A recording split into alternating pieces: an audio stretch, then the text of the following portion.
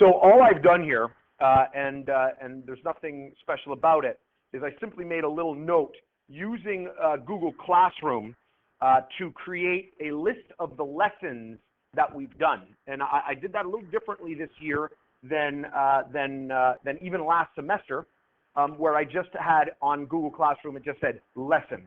But this time I've tried to number all of the lessons. So it says lesson 1, lesson 2, et cetera, which means when you go back to Google Classroom or you go to your notes, you should be able to see how many of those lessons and how many things you need to go back and review. So again, if your notes are in good shape, that's awesome. But if you also have Google Classroom and you go through that list, you should see lesson 1, and I wrote it down. Lesson 1 was on the classification of matter, right, where we talked about, you know, matter and then mixtures and pure substances, and then elements and compounds, metals and nonmetals, all that type of stuff, all right? I'm not going to write that all down again. I'm not going to do an entire review of that stuff. That's pretty straightforward stuff. That's the type of stuff that you can read over, and have an understanding of what that is. So I'm not going to do classification of matter. The next one on there was elements and the periodic table, all right? And that talked about how we've got the alkali metals, the alkaline earth metals, the halogens, the noble gases, et cetera, et cetera. Again, data that you can go back and you can read over and you can understand, okay? So I'm not going to write anything down there for that either. Number 3 was on Bohr and Lewis diagrams. So that's something that I can very quickly write a little bit down, all right? So I'm going to use black here, and hopefully I can get this. So number 3, and if you want to write this down, you can, all right? You can if you want. What title do you want to put on this? You could put chemistry review if you'd like. That's up to you. But like I said, you'll notice I'm not going over everything. I'm just going over some things that I can quickly write down to get that. So Bohr and Lewis diagrams, Bohr/Lewis, all right, diagrams. And that's pretty straightforward. I'm just going to pick one. I'm just going to pick something like phosphorus. So if we're dealing with something like phosphorus, remember Bohr diagrams, we put the number of protons in the nucleus, which is number 15, right, which is determined by the atomic number. And then we put the electrons as we find them in the orbits. Remember, phosphorus is in the 3rd period, so there's 2, there's 8, and then there's 5, all right? And that's how I determine how many electrons are in there, 2, and then 8, and then 5, all right? Does that sound familiar to everyone? Okay? And a Lewis diagram, remember, we're only concerned about the outer electrons when it comes to forming bonds. So the Lewis diagram would be phosphorus with those 5 electrons, those 5 dots in the outer shell, 1, 2, 3, 4, 5, okay? All right? I'm not going to do a pile of examples. That's just one to remind us, all right? Okay.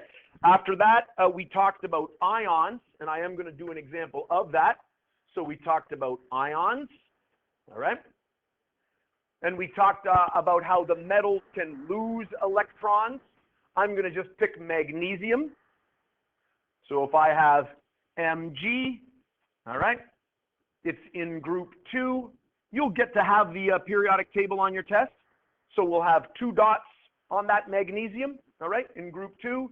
And to make it become an ion, it will lose those 2 electrons and become Mg with 0 dots, right, because it's lost its 2 electrons. We put square brackets around it. And what does the charge become on the magnesium when it loses 2 electrons? Yep, +2, because it's losing its negative charge. +2. Excellent. All right. I'm going to use, and this is called a magnesium ion. Magnesium ion. It keeps the same name. Yep. The square brackets are just a notation we use that we put around anything that has a charge. So when we draw a Lewis diagram, by the way, these are Lewis diagrams. If the thing has a charge, we have to put square brackets around the thing that we drew and put the charge on the outside. It's just the way we draw it, okay? Phosphorus, I'll use phosphorus as the nonmetal. How many electrons will phosphorus gain? How many electrons? Bailey, what do you think? 3, because it wants to get to 8. So phosphorus is going to gain 3, which will now give it 8. Again, here's where the square brackets come in, Sean. Now that we've gained 3, we have to put square brackets and put the -3 on the outside. But we have to include those electrons on the negative ion. All right? And this is called a phosphide ion. All right? It's called a phosphide ion. Again, I don't want to do it extensively. I don't want to do it in too great of detail, but I just want to kind of remind us of a few things. Now, I wasn't really concerned about that stuff. I did see concerns on some assignments where for the negative ion, you weren't putting the electrons in. Remember to put the electrons in for the negative ion. Put all 8. For the positive ion, they lose them, so no dots go in there. After that was ionic compounds. So I'll do one on there, ionic compounds. And let's say that we have, again, an Mg, and we'll go with an Mg with a, and I'm just making these up as I go, Mg with a Cl, right? We drew the dots for the Mg. Cl, how many dots does a Cl get? Adam, how many dots does a Cl get? 7, because it's in group 7. 1, 2, 3, 4, 5, 6, 7. All right. No, we're not writing this down, some of us. You'll watch the video later, I guess, maybe. Okay, all right. And what do I need to do here in order to satisfy this? Yep, Keegan. I need 2 chlorines so that they can be distributed. That's going to result in 2 Cls that are full, -1, an Mg that's lost its 2, +2, a second Cl that is full, -1. All right? This will make a compound MgCl2. Okay? And what will the name of that compound be? What will the name of that compound be? And this is where we struggle. We're struggling with the names and the formulas. So I wanted to do that. Yep. Hey, Garrett, what do you got? Magnesium chloride. Magnesium chloride. Magnesium chloride. Okay? So after that came the naming. All right, let's add a new page here. For those who are writing, am I able to continue? I'll be patient for a moment. Good to go? Able to continue? So that brings us to number 5, naming and formulas. Actually, we also had properties. So naming and formulas was number 6. Number 5 was properties, right? Properties of the ionic. And I don't want to, again, go into too much detail, but as a solid, right, no conduct in solution, or aqueous, we say, right? Ionic compounds in solution. Conductivity. When we put the conductivity, yes. So yes, conduct. And that's because the ions can move around. And then melting point. What's the melting point for ionic compounds? Tom? Very high. Very high. Okay. All right, 6. Names / formulas. Actually, it's 6 and 7. All right, and here's where I want to kind of contrast things. We have 2 types that we learned about. In 6, we learned about binary. All right? Binary is just the 2 elements. And then we had these other ones that are not binary. We say they're tertiary, but I'm going to put with polyatomic. With the polyatomic ions. Now, this has everything to do with our periodic table. All right? And the reason I wanted to go over this in a little more detail is because even students who I think should be getting this are struggling with this because we must have missed something. So that's why I want to go over it. When it comes to binaries, let's just put some examples here. Let's say I wanted to have the formula of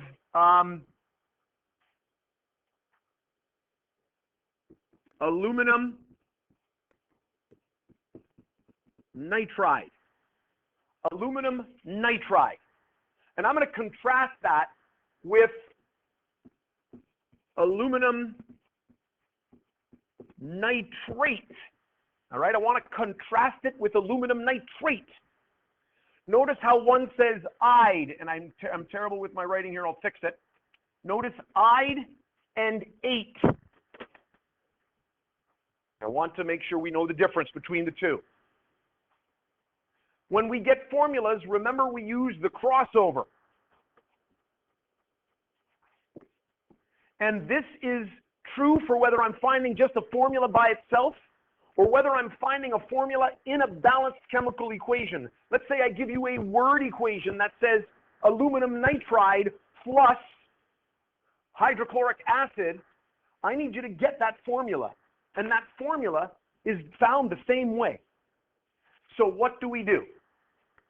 Aluminum Al. Nitride. If it ends in "ide," it's a non-metal on the periodic table except for hydroxide. Hydroxide is a polyatomic ion which is found in our chart. The other polyatomic ions, the other guys in there, are the 8 ions. They end in 8.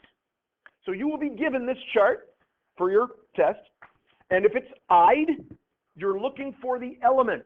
So nitride is just N. But we're not done. And this is where many people are stopping. They're like, oh, that's it. We still have to get the charges. What's the charge on an aluminum? What's the charge on an aluminum? This is important. Logan, what's the charge on an aluminum? +3, excellent. +3. What's the charge on a nitride? Adam, what's the charge on a nitride? Nope, it's not +5. It's a non-metal. It's going to gain electrons to fill its outer shell. So what's it going to be? Thomas? -3. 1, 2, 3 to fill it up. -3. The 3's cross over. Al3 and 3. Do I leave it as that? Nope, I don't leave it as that. Aln. All right? Now, aluminum nitrate, if it ends in 8, aluminum is still aluminum +3. What's the formula for a nitrate? And I need people that have a copy of the table, that have made a nice copy of the table to use. And so those of you who are not slackers, congratulations, you're not a slacker. And also, could you tell me what the formula of a nitrate is? Yeah, Lexi, what do you got? NO3. What's the charge on a nitrate? -1.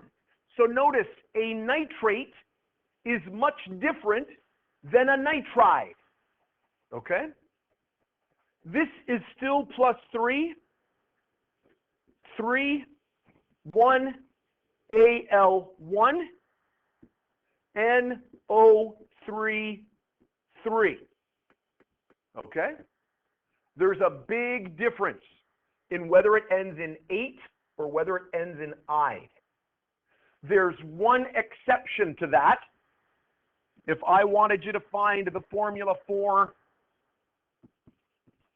aluminum hydroxide, you might think it ends in "ide." I'm going to go to my table and find something, but that's not the case for this one. Al, what's the formula for a hydroxide?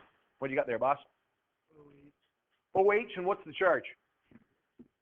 -1 +3. The 3 ends up over there. The 1 ends up over there. AlOH brackets 3. Okay? All right? Don't forget that we've also got the ones with different charge.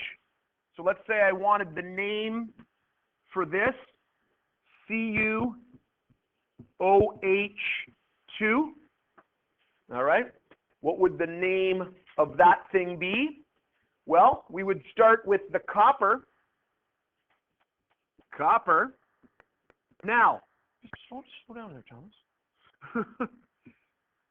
Thomas already is all excited about this and has already determined that copper needs a number. How do we know? If you go to copper, you'll see there's more than one choice. So the way I like to do it is I put copper blank. What's the OH called? Hydroxide. Hydroxide. Hydroxide. And which one is this? Thomas? How did you get that?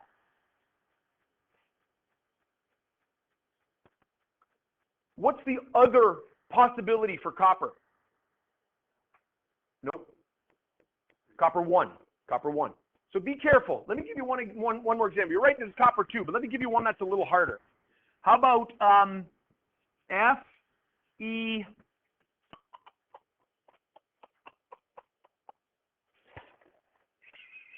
FES. FES. That's it. FES. Name of that. What's the front chunk called? The front piece. What's it going to be?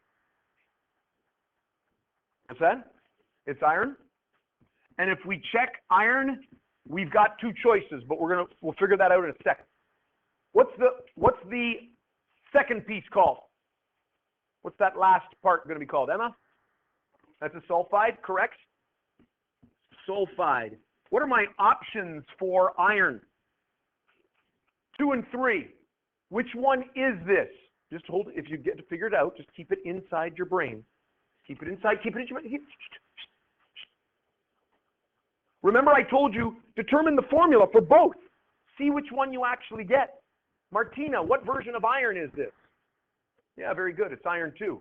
Because the 2's would have canceled out, and they would have produced FES. If it was iron 3, they wouldn't have canceled out, and you get a completely different formula. Okay. That was the big kind of issue that we were having near the end when we were doing our balancing chemical equations. Okay? Now, at this point, I'm not going to go over anymore. This was the main thing. Remember, we also did molecules. I guess I will do one more molecular naming here. So, naming molecules. Remember, for molecules, I use those prefixes. Mono, di, tri, etc., etc. Use the prefixes. All right? So if I wanted the name of this, SF6,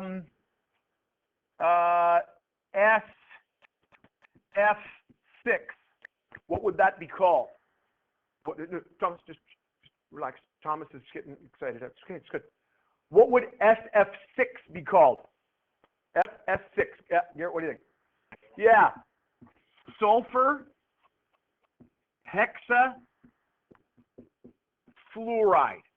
So remember, if they're all non-metals, you're going to use that mono, di, tri, etc., etc. Okay? All right? Are we okay with that reminder? Yep. What would 7 be? Could I come up with a 7? Yeah, we could have a ClF7. That would be pretty rare, but it could be made. What would it be? What would it be? What would be the name of that thing? It's not septa. Hepta. It's hepta. So this would be chlorine heptafluoride. Chlorine heptafluoride. Okay. Other than that, going down my list just quickly, but you can do the same. So again, 8 was molecules and properties. 9 was naming them. 10 was chemical reactions, word equations versus chemical equations. Number 11 was the law of conservation of mass, where we balanced chemical equations, where the mass of a chemical reaction doesn't change. Number 12 was types of reactions, and we did synthesis, decomposition, and combustion. Number 13 was a single displacement and double displacement. Number 14 was acids and bases, properties. That was on Monday. 15 was pH and neutralization, and today was making acids and bases. Okay. Again, I didn't want to do a formal kind of review for you because I don't feel that, I feel that you guys need to kind of get to the point where